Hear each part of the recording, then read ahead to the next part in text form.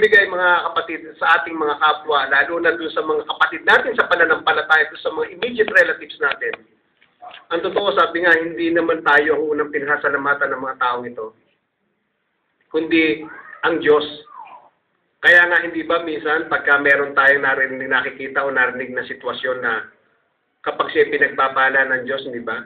Hindi naman yung unang pinasalamatan yung nagpala sa kanya na tao eh. Kundi ang laging unang-unang laging bukang bibig ng tao, salamat sa Diyos. At sasabihin, salamat sa Diyos dahil ginamit ka ng Diyos para sa akin. Kaya, tatandaan po natin na yung pagtulong natin sa ating kapwa ay unang pinasalamatan ng ating kapwa ang Diyos. Kahit tayo mismo. Pag dumarating tayo doon sa gipit na kalagayan, lalo financial, at may tumugon sa ating financial needs, di ba? Kahit hindi bigkasin ng ating bibig, ang puso natin ang bumibigkas ng salamat sa Diyos. Sabi, ang pagiging matulungin sa kapwa ay naglalarawan ng ating malagong espiritual na pamumuhay at pag-ibig sa Panginoong Hesus.